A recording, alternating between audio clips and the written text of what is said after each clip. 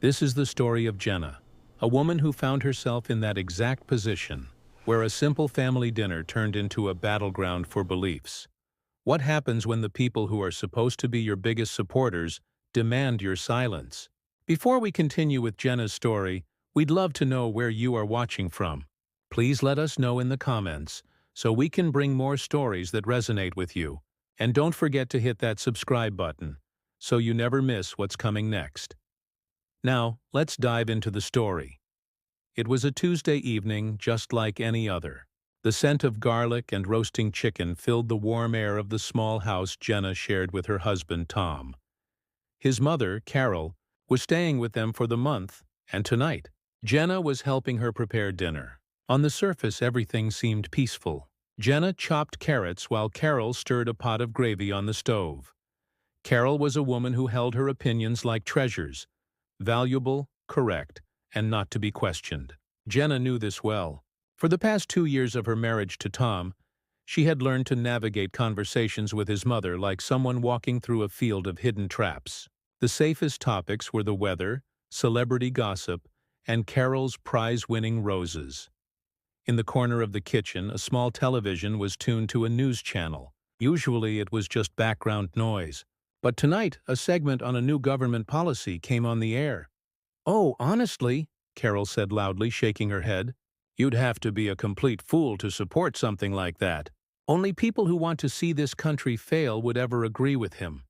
Jenna's hands paused over the cutting board. She knew Carol was talking about the political party she supported. It was a clear, deliberate jab. Jenna took a slow breath, choosing her words carefully. "Let's not get into politics tonight, Carol. Let's just enjoy the dinner." Carol let out a short, sharp laugh. "Oh, I'm sorry, dear. I didn't realize we couldn't speak freely in this house. I just don't understand how anyone with common sense could look at the facts and still come to the wrong conclusion.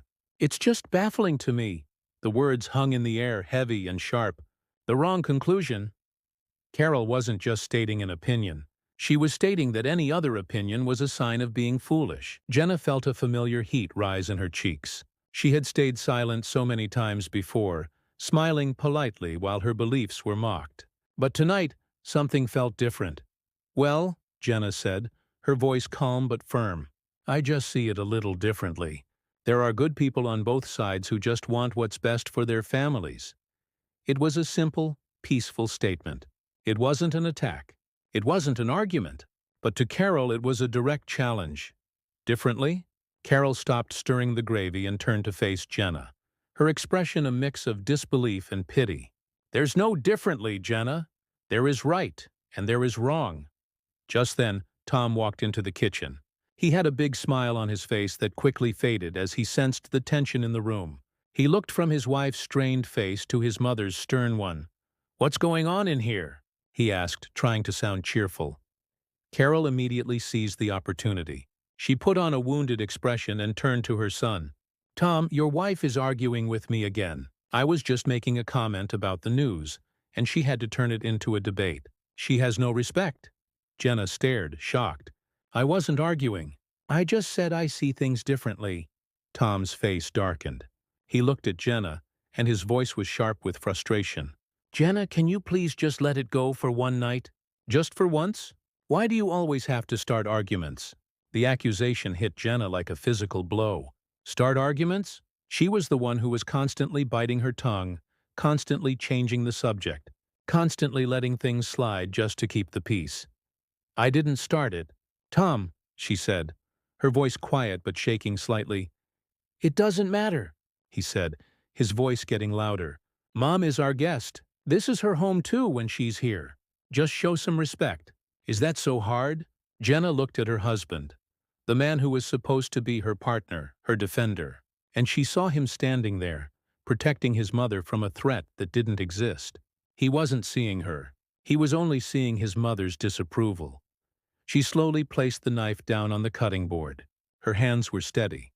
The fire in her cheeks had cooled into a calm, sad resolve. She looked directly at Tom, and then at Carol, whose face now showed a small, triumphant smile. "I do respect your mother." "Tom," Jenna said, her voice clear and even, "but respecting someone doesn't mean I have to erase myself." It doesn't mean I have to nod and agree with things I don't believe.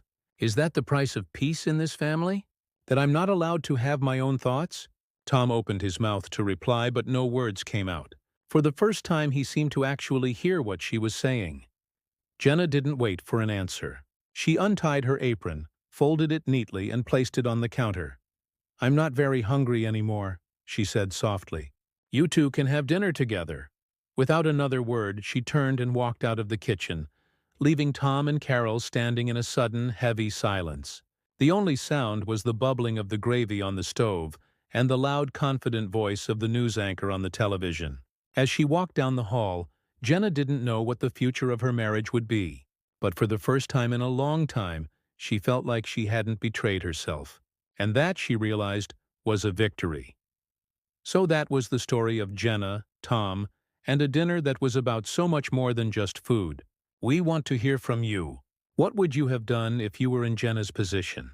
Should she have stayed silent to keep the peace, or was she right to stand up for her own voice? Please let us know your thoughts in the comments below, and if this story resonates with you, please hit that subscribe button. It's completely free for you, but it helps our channel a lot. Thank you so much for watching.